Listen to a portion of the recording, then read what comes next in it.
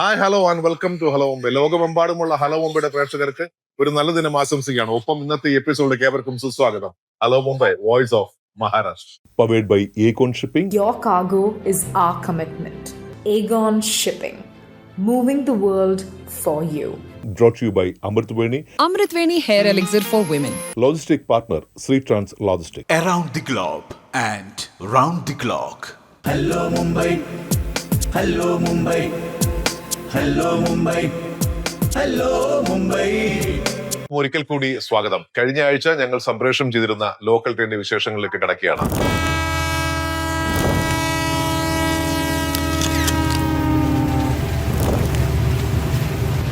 ചൂളം വിളിച്ച് പായുന്ന നമ്മുടെ ഈ ലോക്കൽ ട്രെയിനുകൾ അത് നിയന്ത്രിക്കുന്നവരാണ് മോട്ടോർമാൻമാർ. ഇന്ന് എൻ്റെ ഒപ്പം ഉള്ളത് സർവീസിലിരിക്കുന്ന ഒരു മോട്ടോർമാനാണ്, പാലക്കാട്ടുകാരൻ സുധീർ നായർ. നമസ്കാരം. എത്ര വർഷം മുമ്പാണ് ഇതിൽ ജോയിൻ ചെയ്തത്? ഞാൻ 1993 അസിസ്റ്റന്റ് ഡ്രൈവറായിട്ട് ജോയിൻ ചെയ്തതാണ്. അന്ന് എനിക്ക് തോന്നുന്നു ഇതിന്റെ ഒരു ക്വാളിഫിക്കേഷൻ ITI അല്ല, അന്നും ഇന്നും റെയിൽവേയുടെ ബേസിക് ക്വാളിഫിക്കേഷൻ ആയിട്ട് ആവശ്യപ്പെടുന്നത് ITI mechanical fitter, instrumentation, electrical, ആ കാറ്റഗറിയാണ്. അപ്പൊ ഇന്നിപ്പോ എനിക്ക് തോന്നുന്നു ITI പഠിക്കുന്നവർക്ക് വളരെ കുറവല്ലേ? ഇന്ന് മിക്കവാറും ഇപ്പോഴിപ്പോൾ എൻ്റെ പ്രസന്റ് നമ്മുടെ റെയിൽവേയിൽ എസ്പെഷ്യലി എല്ലാ സ്ഥലങ്ങളിലും MTech BTech കാരാണ് ഇതിനെ കോമ്പറ്റ് ചെയ്യുന്നത്. ശരി. അവരാണ് ഡ്രൈവർമാരെല്ലാം ITIക്കാരും ഡിപ്ലോമക്കാരും. ഇപ്പോൾ വരുന്ന തലമുറകൾ മുഴുവൻ BTech MTech ഹൈലി ക്വാളിഫൈഡ്. അപ്പൊ ഇനിയൊരു 10 വർഷം കഴിയുമ്പോൾ ഈ ഡ്രൈവർ കാറ്റഗറി എല്ലാവരും BTech MTech എഞ്ചിനീയേഴ്സ് ആയിരിക്കും. അതിനനുസരിച്ച് ചിലപ്പോൾ മാറ്റങ്ങൾ, ഇതിന്റെ റിക്രൂട്ട്മെന്റിൽ മാറ്റങ്ങൾ വരാനും പുതിയ എഞ്ചിനുകൾ വരികയല്ലേ. പറയുന്നത് ഈ സൈക്കിൾ ഓടിക്കും, ഞാൻ കാർ ഓടിക്കും, ബൈക്ക് ഓടിക്കും, ഈ ട്രെയിൻ ഓടിക്കാന്നൊക്കെ പറയുന്നത് അതൊരു വ്യത്യാസമുണ്ട്. കാശുള്ള ആൾക്ക് പ്ലെയിൻ ഓടിക്കാം, കപ്പൽ ഓടിക്കാം, കാർ ഓടിക്കാം. ട്രെയിൻ ഓടിക്കണമെങ്കിൽ സിസ്റ്റത്തിൽ കൂടെ തന്നെ വരണം. അല്ലാതെ ഏതെങ്കിലും ഡ്രൈവിംഗ് സ്കൂളിൽ പോയിട്ടോ ഏതെങ്കിലും എയർലൈൻസ് എയറോനോട്ടിക് ഇതുപോലെ ചെയ്തിട്ട് ചെയ്യാൻ പറ്റില്ല. ലോക്കോ പൈലറ്റ് എന്ന് പറഞ്ഞത് ഇന്ത്യൻ റെയിൽവേയിൽ എല്ലാ മെയിൽ ട്രെയിൻ ഓടിക്കുന്ന ആൾക്കാർ. ലോക്കോ പൈലറ്റ് ഗൂഡ്സ് ഓടിക്കുന്ന ഒരാളെ loco pilot goods, loco pilot shunter. Pilot ഇപ്പൊ റീസെന്റ് യൂണിഫോം നിങ്ങൾക്ക് അല്ല, പൈലറ്റ് എന്നുള്ളത് ഒരു റീസെന്റ് ഡ്രൈവർ എന്നുള്ളത് പറയുമ്പോൾ ഒരു ഇത് ഞങ്ങൾക്ക് അസിസ്റ്റന്റ് ഡ്രൈവർ, ഗൂഡ്സ് ഡ്രൈവർ എന്നുള്ള ഡെസിഗ്നേഷനിൽ എഴുതിയിട്ടുണ്ടായിരുന്നു.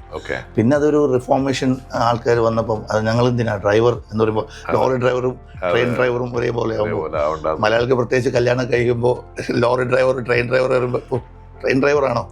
അപ്പം സുധീർ കല്യാണം കഴിക്കുന്ന സമയത്ത് ഇങ്ങനെ അവിടെ പോയിട്ട് എന്തായാലും ജോലി ചെയ്യുമ്പോൾ റെയിൽവേയിൽ ഡ്രൈവർ എന്ന് പറയും. ഡ്രൈവർ എന്ന് പറയുമ്പോൾ പൈലറ്റ് എന്ന് പറയാം. ഇപ്പൊ പൈലറ്റ് എന്ന് പറയുമ്പോൾ ലോക്കോ ഒന്ന് സൈലന്റ് ആക്കി വെച്ച് അപ്പൊ ആൾക്കാർക്ക് ഇത്. പക്ഷെ ബട്ട് സ്ത്രീകൾ ഉണ്ടോ ഇതിലിപ്പം? സ്ത്രീകളുണ്ട്. എന്റെ സീനിയറായിട്ട് ഇന്ത്യൻ റെയിൽവേയിൽ ഞാൻ വരുമ്പോൾ ലേഡി, മലയാളികൾ ഉണ്ടായിരുന്നു. ബോംബെ ഡിവിഷൻ ഉണ്ടായിരുന്നു. അവരൊക്കെ പിന്നെ കാറ്റഗറി ചേഞ്ച് ചെയ്തപ്പം വേറെ ഡിപ്പാർട്ട്മെന്റിൽ പോയിട്ട്. കാരണം ഞാൻ ഇപ്പോൾ ഒരു സീനിയറായ ഒരു വർഗീസ് അദ്ദേഹത്തോട് സംസാരിച്ചപ്പോൾ ഒരു ആക്സിഡന്റ് ഒക്കെ കഥ പറഞ്ഞു. അപ്പോൾ സ്ത്രീകളാകുമ്പോൾ ചിലപ്പോൾ നമ്മൾ അതായത് 3 പേര് നടന്നു പോകുന്നു, അവർ 3 പേരെയും മരിച്ചു. അപ്പൊ അത് സ്ത്രീകളാകുമ്പോൾ പെട്ടെന്ന് അവർക്ക് അത് പിന്നെ വളരെ അതുകൊണ്ട് ചിലപ്പോൾ എനിക്ക് തോന്നുന്നു ഈ ഫീൽഡിലേക്ക് വരാൻ വളരെ ഇപ്പം ഇന്നിപ്പം ആൺ പെണ്ണുള്ള വ്യത്യാസമില്ലാത്തതുകൊണ്ട് ജോലി എന്നുള്ളത് എല്ലാവരും വരുന്നുണ്ട്. ഇതിൽ വന്ന ശേഷം ഇതിന്റെ സബ്സിക്വൻസ് ആലോചിച്ചിട്ട് ഇപ്പോ മറ്റുള്ള സ്ഥലങ്ങൾക്ക് AI ഒക്കെ വന്ന ശേഷം ഇപ്പം ഡ്രൈവർലെസ് വണ്ടികളൊക്കെ ഉണ്ടല്ലോ. ഇവിടെ മെട്രോയൊക്കെ ഇപ്പം അങ്ങനെയൊക്കെ തന്നെയാണല്ലോ. അങ്ങനെ ഒരു സംഭവം ഒക്കെ വന്നു കഴിഞ്ഞാൽ താങ്കളൊക്കെ ജോലിക്ക് പ്രശ്നമാവില്ലേ? ബോംബെ ഇന്ത്യൻ റെയിൽവേയിൽ അതൊക്കെ വരാൻ ഒരുപാട് സമയമെടുക്കും. കാരണം നമ്മുടെ ഇൻഫ്രാസ്ട്രക്ചർ അതിന് മൊത്തം ഇമ്പ്രൂവ് ആവണം. ഇപ്പോൾ തന്നെ 130, 140 കിലോമീറ്റർ 160 നമ്മൾ ട്രയൽ നടത്തിക്കൊണ്ടിരിക്കുന്നത്. ഈവൻ ബോംബെ ഡിവിഷനിൽ ഇപ്പോഴും 105 ഓടുന്നത്. ഇപ്പോൾ കേരളത്തിൽ കേരളയിലൊക്കെ വരാനൊരു പ്ലാനൊക്കെ ഉണ്ടായിരുന്നു. കേരളയിൽ എൻഹാൻസ്മെന്റ് ഓഫ് സ്പീഡാണ്. അതിനനുസരിച്ച് പ്രത്യേകം ട്രാക്കുകളല്ല, ഇപ്പോൾ എക്സിസ്റ്റിംഗ് ട്രാക്കുകൾ എൻഹാൻസ് ചെയ്യുന്ന കാര്യമാണ്. എത്ര വർഷം വർക്ക് ചെയ്തു മോട്ടോർമാനായിട്ട്? ഞാൻ ശരിക്കും ഫുഡ് പ്ലേറ്റിൽ ഉണ്ടായിരുന്നത് അപ് ടു 2010 വരെയായിരുന്നു. ഏറ്റവും സങ്കടം തോന്നിയ ഒരു നിമിഷം എന്തായിരുന്നു? സങ്കടം തോന്നിയ നിമിഷം ഞാൻ ഇൻഡിവിജ്വൽ ഡ്രൈവറായിട്ട് എനിക്കുണ്ടായിട്ടില്ല. ഞാൻ അസിസ്റ്റന്റ് ഡ്രൈവറായിട്ട് വർക്ക് ചെയ്യുമ്പോൾ ഡോംബിലിയിൽ വെച്ചിട്ട് ഐ തിങ്ക് അത് നാഗർകോവിൽ എക്സ്പ്രസ് ആയിരുന്നു. ഒരു 12:10. അതിൻ്റെ ഓപ്പോസിറ്റ് സൈഡിൽ ഹൈദരാബാദ് എക്സ്പ്രസ് വരുന്നുണ്ടായിരുന്നു. ഒരു കുട്ടി, അച്ഛൻ, അമ്മ.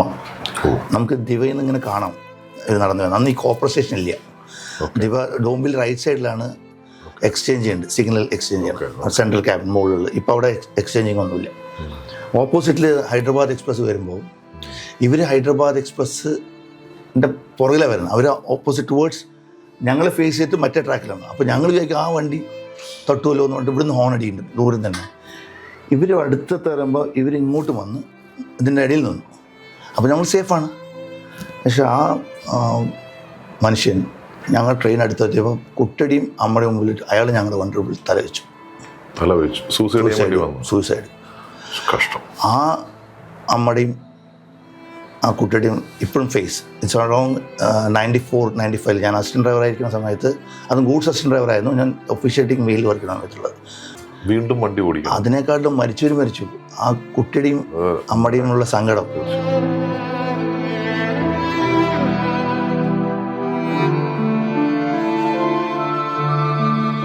അങ്ങനെ പലർക്കും 100-120 ആൾക്കാരെ കൊന്ന ആൾക്കാരുണ്ട്. കണക്ക് പറയുന്നത് ഏകദേശം 3500ഓളം ജീവനുകൾ പൊലിയുന്നുണ്ട് എന്നുള്ളതാണ് ഒരു വർഷത്തിൽ ഈ ലോക്കൽ ട്രെയിനിൽ മാത്രം. അത് പക്ഷേ ഇപ്പോൾ അതിൻ്റെ നിരക്കുകൾ വളരെ കുറഞ്ഞിട്ടുണ്ട്. മറ്റേത് ഡെയിലി ഈ ഒരു രജിസ്റ്റർ ഉണ്ട്, റൺ ഓവർ രജിസ്റ്റർ. അത് ഏതും എവിടെ നിങ്ങൾ ഈ ഒരു മരിച്ച ശേഷം നിങ്ങൾ അവിടെ പോയി റിപ്പോർട്ട് ചെയ്യണ്ടേ? നമ്മൾ എഴുതും അവിടെ, എൻ്റെ ഇത്ര കിലോമീറ്ററിൽ ഒരു മാൻ ഹിറ്റിംഗ് ഉണ്ടായിരുന്നു, എൻജോർഡ് ആയിരുന്നു, അല്ലെങ്കിൽ ഡെത്താണെങ്കിൽ ഡെത്ത്. പണ്ട് കാലത്ത് വേണമെങ്കിൽ ഇതിനെ ഒരു പ്ലാൻ ചെയ്ത ഒരു കൊട്ടേഷൻ ആയിട്ടൊക്കെ വേണമെങ്കിൽ അങ്ങനെയൊക്കെ ചെയ്യുന്നവരുണ്ടാവാം. അങ്ങനെയൊക്കെ സംഭവങ്ങൾ പണ്ട് കേട്ടിട്ടുണ്ട്. കൊണ്ടുവന്ന് വെച്ചിട്ട് രാത്രിയെല്ലാം വെച്ചിട്ട് നമുക്കറിയില്ല, പെട്ടെന്ന് നമ്മൾ കയറി പോകുമ്പോൾ അത് കൊണ്ടുവന്ന് വെച്ചാണോ ഇരിക്കണം എന്നറിയാം. പിന്നീട് ഞാൻ വേറൊന്ന് കേട്ടിരിക്കുന്നു പറഞ്ഞു കഴിഞ്ഞാൽ, ഈ മരിച്ചുപോയ ആളിന് അദ്ദേഹത്തിന് ഒരു ടിക്കറ്റ് പോക്കറ്റിൽ കൊണ്ടിടുക, എന്നിട്ട് അത് ഇൻഷുറൻസ് കിട്ടുമല്ലോ. അല്ല, ഇതിലെങ്ങനെ അറിയോ, ഇതിൽ റെയിൽവേക്ക് ക്ലെയിം ഒരു ട്രിബ്യൂണൽ ഉണ്ട്.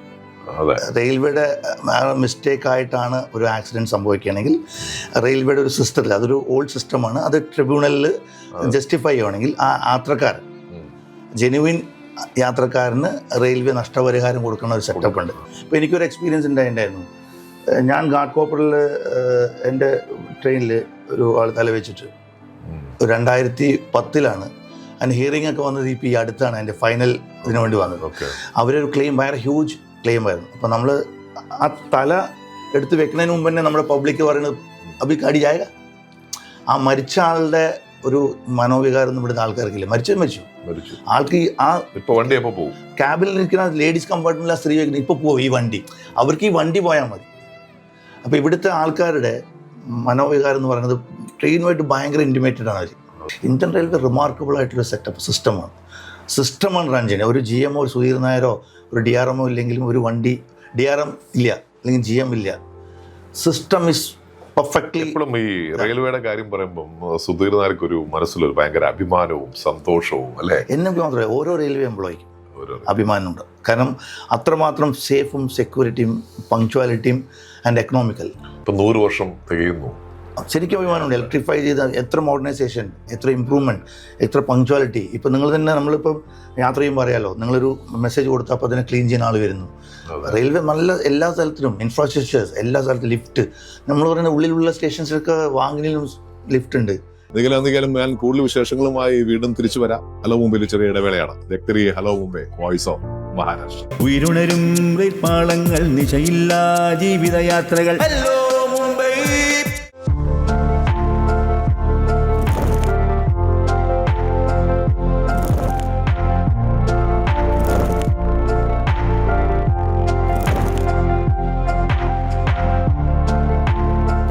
AC ആക്കി മുഴുവനും, കമ്പാർട്ട്മെന്റ് മുഴുവൻ AC ആണ്. അപ്പം അങ്ങനെ ഈ ചൂടത്ത് അത്ര കഷ്ടപ്പെട്ട് യാത്രയൊന്നും വേണ്ട, നമുക്ക് സുഖമായിട്ട് AC ഇരുന്ന് തന്നെ യാത്ര ചെയ്യാൻ പറ്റും. ഇതിൽ മറ്റൊരു സവിശേഷം എന്ന് പറഞ്ഞു കഴിഞ്ഞാൽ ഇതിന് ഡോർ ഉള്ളത് കൊണ്ട് ഈ അപകടങ്ങളൊക്കെ വളരെ കുറവായിരിക്കും. മറ്റേതെന്താ വെച്ചാൽ ട്രെയിൻ നിൽക്കുന്നതിന് മുമ്പ് ചാടി ഇറങ്ങുക, ട്രെയിൻ വരുന്നതിന് മുമ്പ് ചാടി കയറി അങ്ങനെയുള്ള പരിപാടികളൊക്കെ ഉണ്ട്. ഈ ലോക്കൽ ട്രെയിൻ എന്നൊക്കെ പറയുമ്പോഴേ ഭയങ്കര തിരക്കും വിടിയും നമ്മൾ അങ്ങനെയൊക്കെയാണ്. പക്ഷെ ഇപ്പൊ നമ്മളിരിക്കുന്ന AC, ഇത് എത്ര നാളെ AC? ഇത് ഓൾമോസ്റ്റ് 1.5 വർഷമായിട്ട് സർവീസിലായിട്ട് വന്നിട്ടുള്ളത്. എത്ര മണിക്കൂർ ഇടവിട്ടുണ്ടാവും ഇപ്പൊ AC ട്രെയിൻ? ഇപ്പം ശരിക്കും റേക്സ് വളരെ കുറവാണുള്ളത്. ഓക്കെ. മറ്റേ ട്രെയിനുകൾ പറയുമ്പോൾ ഒരു ട്രെയിൻ വന്നു കഴിഞ്ഞാൽ അത് ഷെഡ്യൂൾ ചെയ്യാൻ പറ്റും മറ്റേ ട്രെയിൻ. കാരണം ഇതിന്റെ പ്രൈസും ഇപ്പൊ നമ്മളെടുത്ത ഈ ടിക്കറ്റ് ഇതിന്റെ പ്രൈസും വളരെ കൂടുതലാണ്. കൂടുതലാണ്. ലോക്കൽ ട്രെയിൻ ഇപ്പം ഇവിടുന്ന് CST പോകാനെങ്കിൽ ഒരു 40 രൂപയാണ് സിംഗിൾ 1 റൂട്ട് ചാർജ്. അത് തന്നെ നമുക്ക് AC ലോക്കലിലാണെങ്കിൽ 300 rupees ആയിരിക്കും ഒരു സിംഗിൾ റൂട്ട് പോകാനുള്ള ചാർജസ്. പക്ഷേ സ്റ്റാർട്ടിങ്ങിൽ നമുക്ക് ഭയങ്കരമായിട്ട് കുറവായിട്ട് തോന്നുമായിരുന്നു, means less crowd in the AC local. But now the crowd has increase a lot, means ആൾക്കാർ ഭയങ്കരമായിട്ട് AC ലോക്കൽ യൂസ് ചെയ്യാറുണ്ട്. In fact despite of this the charge rate the people are using the local train. ഇതിൽ ഭയങ്കര തിരക്കുണ്ടാവും. Peak ഹവേഴ്സിൽ beyond limit peak hours. ഇത് issue എന്താണെന്ന് വെച്ചാൽ ഇപ്പൊ നമ്മൾ നമ്പർ ഓഫ് ബ്രേക്സ് കുറവായതുകൊണ്ട് ഇത് ലേറ്റ് ആയി എത്തുമ്പോഴനുസരിച്ച് ലേറ്റ് ആയിട്ട് പോകാൻ പറ്റുള്ളൂ. ഇതിൽ നമുക്ക് പാസ് ഉപയോഗിക്കാൻ പറ്റും. പാസ് ഉപയോഗിക്കാം. പക്ഷെ ഇതിന്റെ പാസ് വേറെ, അതിന് AC പാസ് സെപ്പറേറ്റ് ആയിട്ടാണ്. നമ്മുടെ സാധാരണ ലോക്കൽ ട്രെയിനിൽ ഫസ്റ്റ് ക്ലാസ് എന്ന് പറഞ്ഞൊരു അത് പറ്റില്ല. അതല്ല ഉള്ളത് ഫസ്റ്റ് ക്ലാസ് ആണ് അല്ലെ, അങ്ങനെ ഒരു ഫെസിലിറ്റി ഉണ്ട്. ആ ഫസ്റ്റ് ക്ലാസ് ബസ്സിൽ ട്രാവൽ ചെയ്യാൻ പറ്റില്ല, അതിനേക്കാൾ റേറ്റ് വ്യത്യാസമാണ്. ഇത് AC, ഇത് ഫുൾ AC ആണ്. അതിന് മറ്റേന്ന് പറഞ്ഞാൽ സാധാരണ നമ്മുടെ ലോക്കൽ ട്രെയിൻ എന്ന് പറയുമ്പോൾ അതിലൊരു ഫസ്റ്റ് ക്ലാസ് വ്യത്യാസം. എനിക്കൊന്നു സീറ്റൊക്കെ നോക്കിക്കഴിഞ്ഞാൽ ഇത് കുറച്ചുകൂടെ ഒന്ന് ലെതർ സീറ്റൊക്കെ ആക്കാം, കുഴപ്പമില്ല. ഇത് ലോങ് ലൈഫ് ഉണ്ട്, ഇതിന് തിരക്കല്ലേ. പക്ഷെ ഇത് ഇതിന്റെ ഡോറുകൾ ക്ലോസ് ചെയ്താൽ മാത്രമേ ഡ്രൈവറിന് ട്രാക്ഷനിലേക്ക് വരാൻ പറ്റും. ഞാനത് പറയായിരുന്നു. കാരണം ഇതിനകത്ത് മെയിൻ ആയിട്ടൊരു കാര്യം തോന്നില്ല, ആക്സിഡന്റ് നടക്കാൻ വളരെ കുറവായിരിക്കും. കാരണം സേഫാണ്, ഉള്ളിൽ കയറി സേഫാണ്. കാരണം രണ്ടാമത് ഈ ഡോർ ടോട്ടലി ക്ലോസ് ചെയ്താൽ മാത്രമാണ് ടെക്നിക്കലി ഡ്രൈവറിന് ട്രാക്ഷൻ പവറിലേക്ക് എടുക്കാൻ പറ്റുള്ളൂ. പിന്നെ ഏതെങ്കിലും ഡോർ ഓപ്പൺ ആയി കഴിഞ്ഞാൽ ഈ കനോട്ട് കം ഇൻ. അത് നമ്മൾ ഈ ഇന്ത്യക്ക് വെളിയിലുള്ള ട്രെയിനിലേക്ക് ആൾക്കാർ ഇങ്ങനെ വന്ന് ഇങ്ങനെ പോലീസുകാർ തള്ളി കയറ്റുന്നത് കണ്ടിട്ട്. ഈവൻ മെട്രോ എനിക്ക് റീസെന്റ് എക്സ്പീരിയൻസ് ഉണ്ടായിരുന്നു. അതല്ല, തള്ളി കയറ്റിയിട്ടാണ് ഡോർ ക്ലോസ് ആണ്. ഡോർ ക്ലോസ് ചെയ്യാം. ഇവിടെ രാവിലത്തെ പീക്ക് അവേഴ്സിലും ഡോംബിയിലൊക്കെ അങ്ങനെ തള്ളി. അതായത് ഇതൊരു വലിയൊരു സംഭവമാണ്. 75 ലക്ഷം പേരൊക്കെ. പക്ഷെ എനിക്ക് പോലും ചിന്തിക്കാൻ പറ്റില്ല റെയിൽവേ ഇങ്ങനെ ഒരു AC ലോക്കല് ബോംബെയിൽ കൊണ്ടുവരാൻ പറ്റും. ജീവിതത്തിന്റെ പെരുവിരൽ യാത്രകളിലാണ് പലരും ജീവിതത്തിന് മേൽക്കൂര പണിയുന്നത്. മുംബൈയിലെ എഴുത്തുകാരുടെ സാഹിത്യം വിടരുന്നത് ട്രെയിനിലെ ജനാലപ്പഴുതിലൂടെ ലോകം കണ്ടാണ്. മുംബൈ വാസികൾക്ക് തൊഴിലിൽ നിന്ന് വിരമിക്കുമ്പോഴുള്ള വേദന തന്റെ വരുമാനം നിലയ്ക്കുമല്ലോ എന്നോ സഹപ്രവർത്തകരെ മിസ്സാകുമല്ലോ എന്നൊന്നുമല്ല. തന്റെ പതിവ് യാത്രകളും ട്രെയിനിലെ കളിച്ചിരിയും ഇനിയും ഇല്ലല്ലോ എന്ന വേദനയാണ്. എന്തായാലും ലോക്കൽ ട്രെയിൻ ആണ്. ഇവിടെ നോർമൽ റോഡ് വേസിലെല്ലാം പോകാൻ അത് കുറച്ച് ട്രാഫിക് കൂടുതലായിരിക്കും. പ്ലസ് അവിടെ എല്ലാം ട്രാഫിക്കിൽ പെട്ടുപോയാൽ പിന്നെ കഴിഞ്ഞു, ഓഫീസിൽ കുറേ ലേറ്റ് ആയിരിക്കും. വെറുതെ ഞങ്ങളുടെ ബോസിന് നിലവിളി, സാലറി കട്ട് അതെല്ലാം എല്ലാ ദിവസവും ആയിക്കൊണ്ടിരുന്ന അങ്ങനെ തന്നെ ഉണ്ടാകും. അത് കാരണം നല്ല ലോക്കൽ ട്രെയിൻ തന്നെ ബെസ്റ്റ്. നല്ല ടൈം സേവിങ്ങും ആണ്, പ്ലസ് കോസ്റ്റ് എഫക്റ്റീവ് ആണ്. ലോക്കൽ ട്രെയിനിലെ ട്രാവലിങ്ങും കാര്യങ്ങളും ഈവൻ ദോ ഇത്ര ഹെക്റ്റിക് ആണെങ്കിലും റോഡ് വേസിലെ ട്രാവൽ, അതിപ്പോൾ ഓല വേറെ ഏത് വഴിയാണെങ്കിലും ട്രാഫിക്കും കാര്യങ്ങളും കാരണം സമയത്ത് എത്തുക അതേമാതിരി അഫോർഡബിളും ആവില്ല. അപ്പോൾ ട്രെയിൻ ട്രാവലിംഗ് ഒരു മുംബൈൻ്റെ ഒരു എന്താ പറയുക ബാക്ക് ബോൺ ആയിട്ട് തന്നെ നമുക്ക് പറയാൻ പറ്റും. ഒരു ദിവസം 75 ലക്ഷത്തിലുമധികം ആൾക്കാരാണ് ഈ ലോക്കൽ ട്രെയിൻ വഴി യാത്ര ചെയ്യുന്നത്. ഇതിൽ ഏറ്റവും സങ്കടകരമായ മറ്റൊരു കാര്യം എന്ന് പറയുന്നത് ഏകദേശം 3500ഓളം പേർ അവർ ഒരു വർഷത്തിൽ ഈ ട്രെയിനിലെ പല അപകടങ്ങളിലൂടെ മരണപ്പെടുന്നു എന്നുള്ളതാണ്. അത് വളരെ ദുഃഖകരമായ ഒരു വാർത്തയാണ്. ഇപ്പോഴും ഇവിടെ ആൾക്കാർ, ഇപ്പൊ നമ്മളിവിടെ ഞാൻ നടന്നു വരുമ്പോൾ കണ്ടായിരുന്നു ഇവിടുന്ന് ഇങ്ങനെ ആൾക്കാർ നടന്ന് ഈ പാളം മുറിച്ചപ്പുറത്ത് പോകുന്നു. അതിപ്പോഴും ഒരു ഡേഞ്ചർ അല്ലേ? ആക്ച്വലി ഇത് നിർത്തണ്ടേ? നമ്മൾ കുറെ കാലം വർഷങ്ങൾക്ക് മുമ്പ് ശരി ഇവിടെ ട്രസ്പാസേഴ്സിന്റെ മരണം നിരക്ക് വളരെ കൂടുതലായിരുന്നു. ഓക്കെ, ഓൾ ഓവർ ഇന്ത്യൻ റെയിൽവേയുടെ ഒരു ഇനിഷ്യേറ്റീവ് ആയിരുന്നു ഇങ്ങനത്തുള്ള മരണങ്ങളെ നിയന്ത്രിക്കുകയും ആളുകളുടെ സേഫ്റ്റി വേണ്ടിയിട്ട് all over India, not in Bombay. ബോംബെയിലുള്ള ഒരുപാട് ഹട്ട്മെൻസിലുണ്ട് ആൾക്കാർ പെട്ടെന്ന് ട്രെയിൻ പിടിക്കാൻ വേണ്ടി ഷോർട്ട് കട്ട് മെത്തേഡ്സ് ചെയ്യുന്നുണ്ട്. ഓൾമോസ്റ്റ് ഒരു 90%. ഇപ്പം ഞാനിപ്പോൾ 93 തൊട്ടിട്ടുള്ള എൻ്റെ ഒരു എക്സ്പീരിയൻസ് വെച്ച് നോക്കുകയാണെങ്കിൽ ഇപ്പോൾ അതൊരു 10%-ൽ താഴെ ആയിരിക്കും ഇങ്ങനത്തുള്ള ഇൻഡെക്സ് ഉള്ളത്. ഇൻ ടേൺ റെയിൽവേക്ക് വരുന്ന ഈ claims of death during the cross ചെയ്യുന്നുള്ള ആ ക്ലെയിംസ് വളരെ കുറവാണ്. അത് റെയിൽവേയുടെ ക്രോസ് ചെയ്ത് വരിക. ഇത് റെയിൽവേക്ക് അനുസരിച്ച് വളരെ एक्चुअली बोले तो रेलवे में वेरी अनसेफ प्रैक्टिस है, बट पीपल जाने का अनसेफ नहीं, रेलवे में उल्टा बहुत प्रैक्टिस है. वो तो रेलवे वाला को तो प्रैक्टिस है. കാരണം ഇദ്ദേഹം വരിക്കും പെട്ടെന്ന്, കാരണം ഓർമ്മ വേറെ എന്തെങ്കിലും ചിന്തിച്ചാണ് വരുന്നെങ്കിൽ പെട്ടെന്നല്ലേ പെട്ടെന്ന് ഇങ്ങനെ ഒരാൾ ക്രോസ് ചെയ്യുന്നത് എന്ത് ചെയ്യാൻ പറ്റും? ഒന്നും ചെയ്യാൻ പറ്റില്ല അല്ലേ? ഡ്രൈവറെ സംബന്ധിച്ചിട്ട് ഒന്നും ചെയ്യാൻ പറ്റില്ല. ഡ്രൈവർ വിസിലടിക്കുന്നു, അയാൾ പരമാവധി ആ ലൈഫിനെ സേവ് ചെയ്യാനുള്ള ബ്രേക്ക് അപ്ലിക്കേഷൻ ഉണ്ടാവും. അത് സ്പീഡും ഡിസ്റ്റൻസും ഒക്കെ നോക്കിയിട്ടുണ്ടാവും. ഓക്കെ. ചില ആൾക്കാർ പെട്ടെന്ന് ക്രോസ് ചെയ്യുമ്പോൾ പക്ഷെ എന്നാൽ ഇപ്പൊ നമ്മൾ അദ്ദേഹത്തോട് ചോദിച്ച പോലെ ഇത്ര പേരാണ് ഇപ്പൊ നമ്മൾ നിൽക്കുന്നത് കല്യാണിലെ ഒരു സൈഡിലാണ്. കല്യാണം സൈഡിലാണ്. ഇവിടെ തന്നെ ഇപ്പൊ നമ്മൾ കുറഞ്ഞൊരു ഒരു 5-8 പേരെങ്കിലും പാസ് ചെയ്ത് പോയി. ഏകദേശം ഒരു 5-6 ട്രെയിൻ ഇതിൽ ഇപ്പൊ പോയിട്ടുണ്ട് അല്ലേ? എന്നിട്ട് ഈ പാളം കടന്ന് അപ്പുറത്ത് പോവുക, തിരിച്ച് അതേപോലെ കൊണ്ടുവരിക. പക്ഷെ ഓവർ ബ്രിഡ്ജും കുറവാണ്.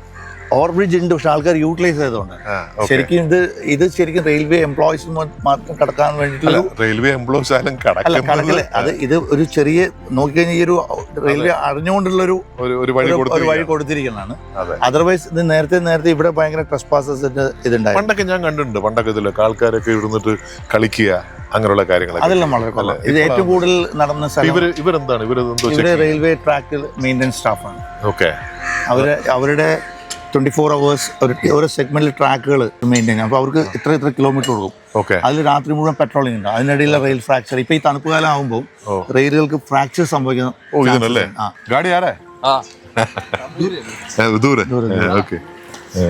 അവരിപ്പോഴും പറഞ്ഞത് ദൂരെയാണ്, വരുന്നേ ഉള്ളൂ, കുഴപ്പമില്ല, അതിനുള്ളിൽ ക്രോസ് ചെയ്ത് പോകാന്നാണ് പറയുന്നത്. അത് അവർക്ക് ആ സിസ്റ്റം, അവർക്ക് ആ സ്പീഡും അസസ് ചെയ്യാൻ പറ്റും. ചിലർക്ക് അസസ് ചെയ്യാൻ പറ്റില്ല. പ്രായമുള്ളവർക്കൊന്നും അത് അല്ല, പെട്ടെന്ന് നമ്മളിത് കാലം നടക്കുവോ? ഇത് ഏതെങ്കിലും രീതിയിൽ ഇത് ചെയ്യാൻ പറ്റിയില്ലെങ്കിൽ ട്രെയിൻ ഓട്ടോമാറ്റിക്കലി സ്റ്റോപ്പ് ആവും. ഇത് സെറ്റായാൽ മാത്രമാണ് അത് സിഗ്നൽ വരുള്ളൂ. സിഗ്നൽ ലാസ്റ്റ് വരുന്ന സാധനമാണ്. ഇത് ഈ പോയിന്റ്, അതിന് മുമ്പുള്ള പോയിന്റ്. പാളത്തിലൊക്കെ എന്തെങ്കിലും കൊണ്ട് അങ്ങനെ വെക്കുക. ഇങ്ങനെ ഈ അടുത്തിടയ്ക്ക് ഞാൻ കണ്ടത് വെച്ച് ഈ പോയിന്റ് സെറ്റ് ആവില്ല. സിഗ്നൽ നോട്ട് ഞാൻ ഇതിന്റെ മുകളിൽ തന്നെ കൊണ്ട് വെക്കാമല്ലോ. അല്ല, അവിടെ വെച്ചാലല്ലേ കളി. ഇതിന് ഗ്യാപ്പില്ലേ? ഓക്കെ. ഇപ്പൊ ഇതിങ്ങനെ ഷിഫ്റ്റ് ചെയ്തില്ല മോഡല്. ഇവിടെ ഒരു കല്ല് വെച്ചത് വരില്ലേ? അപ്പൊ ഈ ട്രാക്കിൽ ഇങ്ങോട്ട് വരാത്ത കാലം അവിടെ വരില്ല. ഫസ്റ്റ് ഇത് സെറ്റ് ആവും, അത് കഴിഞ്ഞ് അടുത്ത സെറ്റ് ആവും, അടുത്ത തേർഡ് സെറ്റ് ആവും. അപ്പോഴാണ് അവിടുന്ന് സിഗ്നൽ ആ വണ്ടി കിട്ടുക. ആ വണ്ടി ഇപ്പൊ 4ാം നമ്പറിന് ഇങ്ങനെ ക്രോസ് ചെയ്ത് ഈ ട്രാക്കിൽ വന്ന് ആ ग्रीन सिग्नल ഈ വരുന്ന വണ്ടിയുടെ. ओके. उधर ऊपर आप इधर से क्यों क्रॉस कर रहे हैं? അത് പറയാൻ ആഗ്രഹിക്കുന്നില്ല. കാരണം ഇതിന്റെ സ്കൈ വാക്കിന് തൊട്ടടുത്താ ഉള്ളേ. എന്നിട്ട് പോലും ഈ ട്രെയിൻ പോകുമ്പോൾ അവർ ക്രോസ് ചെയ്യാണ്. ഇങ്ങനെയാണ് കൂടുതൽ അപകടങ്ങൾ സംഭവിക്കുന്നത്. നമ്മുടെ ഈ ട്രെയിൻ ആരംഭിച്ച സമയത്ത് അന്ന് സാഹിബ്, സിന്ധ്, സുൽത്താൻ അങ്ങനെ 3 എഞ്ചിനുകളായിരുന്നു എന്നാണ് പറയുന്നത്. ഈ സാഹിബ്, സിന്ധ്, സുൽത്താൻ എന്ന 3 എഞ്ചിൻ മാത്രമേ ഉണ്ടായിരുന്നുള്ളൂ. പിന്നീടാണ് അതിന് വളരെയധികം മാറ്റങ്ങളൊക്കെ വന്നത്. എന്തെങ്കിലും ഹലോ മുംബൈയിൽ ഒരു ചെറിയ ഇടവേളയാണ്. ഞങ്ങൾ വീണ്ടും തിരിച്ചു വരാം. ദക്തരി hello Mumbai, voice of Maharashtra. സ്നേഹത്തിൻ സൗഹൃദ ഭൂമിയിൽ അതിരില്ല കാഴ്ചയുമായി ഹലോ മുംബൈ.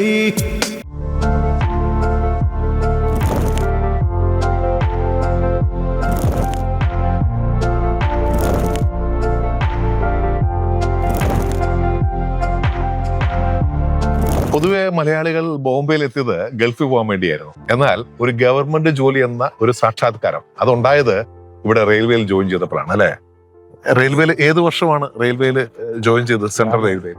സെൻട്രലിൽ ഞാൻ ജോലി ചെയ്തത് 1974 അത് ജബൽപൂർ ഡിവിഷനിലാണ് ജോലി ചെയ്തത്. അത് ശരി. Engineering department. ഓക്കെ. എന്തായിട്ടായിരുന്നു ജോയിൻ ആയത്? അത് എഞ്ചിനീയറിംഗ് ഡിപ്പാർട്ട്മെന്റിന്റെ വർക്ക് മിനിസ്ട്രി എന്ന് പറയുന്നു. ഓക്കെ. പിന്നീട് സൂപ്പർവൈസർ അവിടുത്തെ റിട്രെഞ്ച്മെന്റ് ചെയ്തിട്ട് ഇവിടെ ബോംബെയിൽ ഞങ്ങൾക്ക് ഓൾട്ടർനേറ്റീവ് എംപ്ലോയ്മെന്റ് തന്നു. ഓക്കെ. അപ്പൊ ഞങ്ങള് ബോംബെ ജോയിൻ ചെയ്തു. പിന്നീട് ഈ ഡ്രൈവിംഗ് സ്റ്റാഫിലേക്ക് സെലക്ഷൻ ആയ. ഓക്കെ. അപ്പൊ അങ്ങനെ ലോക്കോ പൈലറ്റ് ആയിരുന്നു കുറച്ച് നാൾ അല്ലേ? അതെ. അന്നത്തെ എല്ലാ കാറ്റഗറിയിലും ജോലി ചെയ്യണം. അസിസ്റ്റന്റ് ഡ്രൈവർ മുതല് പിന്നെ അത് ഡ്രൈവറെ, പിന്നെ മോട്ടർമാന്, പിന്നെ മെയിൽ ഡ്രൈവർ, അങ്ങനെ ജോലി ചെയ്യണം. ഇപ്പൊ 100 വർഷം തികയാണ് ഈ ഇലക്ട്രിഫൈഡ് ചെയ്തിട്ട്, ഇലക്ട്രിക്കൽ ട്രെയിൻ അല്ലേ? അപ്പൊ അന്നൊക്കെ ജോലി ചെയ്യുമ്പോൾ അത് ഇന്നത്തെ ഒരു വ്യത്യാസം നമ്മൾ എന്ത് തോന്നുന്നു? വ്യത്യാസമുണ്ട്. ട്രാക്ഷൻ മാറി. അന്ന് DC 1500 വോൾട്ട് ആയിരുന്നു. ഇപ്പൊ AC 30,000 ആയി. 25,000 30 അല്ലേ? 30,000 25,000 എന്നാണ് എൻ്റെ ഒരു വിചാരം. പിന്നെ അതായത് DC ന്നും പിന്നെ അത് AC-ലേക്ക് മാറി, കൺവേർട്ട് ചെയ്തു. അപ്പൊ അതനുസരിച്ച് എഞ്ചിൻസ് എല്ലാം മാറി. ഗുഡ്സ് ട്രെയിൻ സെപ്പറേറ്റ് എഞ്ചിൻ ആയിരുന്നു ഹുഡ് ഉള്ളത്.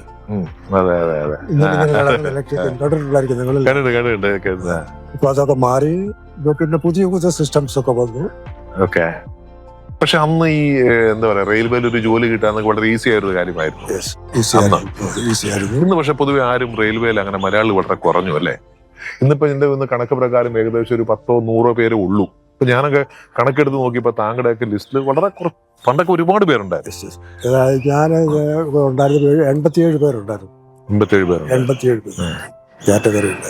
ഓക്കെ. ഒന്നാമത് ആളുകൾക്ക് ഇവിടെ വരാൻ താല്പര്യമില്ല. ഇതിലും കൂടുതൽ പൈസ നോക്കിയവർ ഗൾഫിൽ പോകും. അതെ അതെ അതെ. അല്ലെങ്കിൽ പിന്നെ IT സെക്ടറിൽ ഓക്കെ. അവർക്ക് കൂടുതൽ ശമ്പളം. ഇന്ന് ഈ അന്ത്യ റെയിൽവേയിലെ ജോബ് ഇത്ര അട്രാക്റ്റീവ് അല്ലായിരുന്നു. അല്ല. ഇപ്പൊ ഈ പേ കമ്മീഷൻ വന്ന് ശമ്പളം കൂട്ടി ഓക്കെ. ഇപ്പൊ അട്രാക്റ്റീവ്. അന്നൊക്കെ എത്രയായിരുന്നു ശമ്പളം താങ്കളൊക്കെ ജോയിൻ ചെയ്തു? ഞാൻ ജോലി ചെയ്യുമ്പോൾ എനിക്ക് ആദ്യമേ അസിസ്റ്റന്റ് ഡ്രൈവറായിട്ട് 200 രൂപയാണ്. 200 രൂപ. ശരി. അതിൽ ഈ അന്ന് കട്ടിങ്ങും ഇതൊക്കെ ഉണ്ടായിരുന്നു?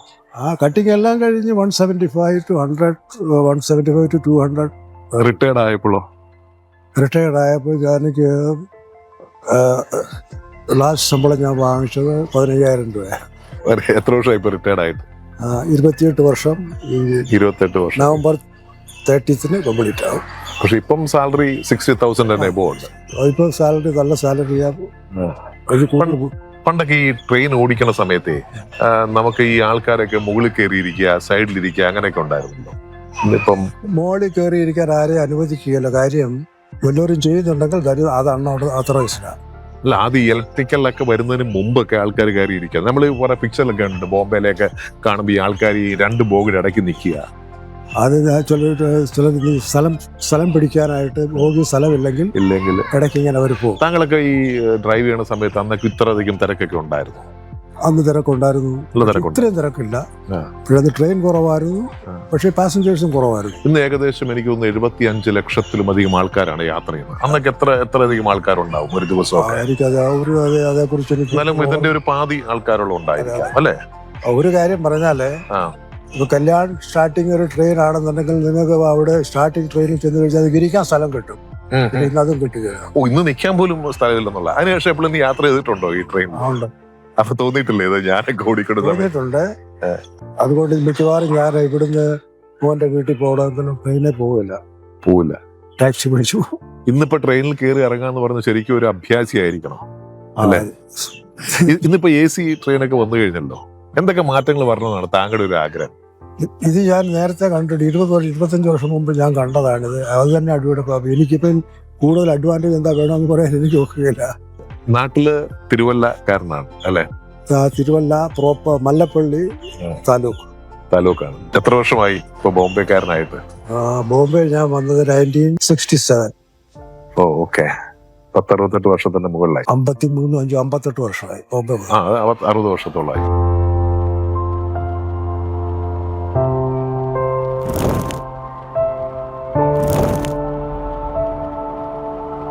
ശരിക്കും ഒരു വലിയൊരു ഭാഗ്യം കിട്ടി. ഞാൻ ആ മോട്ടർമാന്റെ കൂടെ അവിടെ നിന്നിരുന്നു.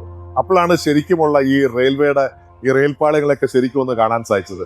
നമ്മുടെ കവികളൊക്കെ പറയുന്ന പോലെ ഇതിങ്ങനെ അനന്ത സാഗരമാണ് ജീവിതം. ജീവിതം എന്ന് പറയുന്ന റെയിൽവേ പാളയങ്ങൾ പോലാണ്, രണ്ടറ്റവും മുട്ടില്ല, ഇങ്ങനെ നീണ്ടു നിവർന്ന് കിടക്കുകയാണ്. ഏറ്റവും കൂടുതൽ സ്വത്തുള്ളതും റെയിൽവേക്ക് തന്നെയാണ്. അങ്ങനെ നീണ്ടു നിവർന്ന് കിടക്കുകയാണ് സ്വപ്നങ്ങളും എല്ലാം തന്നെ. അപ്പോൾ മറ്റൊരു വിഷയമായി നമുക്ക് അടുത്ത ആഴ്ച കാണാം. നിങ്ങളുടെ അഭിപ്രായങ്ങളും നിർദ്ദേശങ്ങളും ഞങ്ങൾക്ക് എഴുതുവാൻ മറക്കരുത്. thehelloMumbai@gmail.com. അപ്പൊ അടുത്ത ആഴ്ച വീണ്ടും കാണുന്നവരെ ബൈ. തിരുമലേക്ക്. Hello Mumbai, hello Mumbai, hello Mumbai, hello Mumbai. ഉയരുണരും റെയിൽപാളങ്ങൾ, നിശയില്ലാ ജീവിതയാത്രകൾ. ഹലോ മുംബൈ. സ്നേഹത്തിൻ സൗഹൃദ ഭൂമിയിൽ അതിരില്ലാ കാഴ്ചയുമായി. ഹലോ മുംബൈ. ഹലോ മുംബൈ.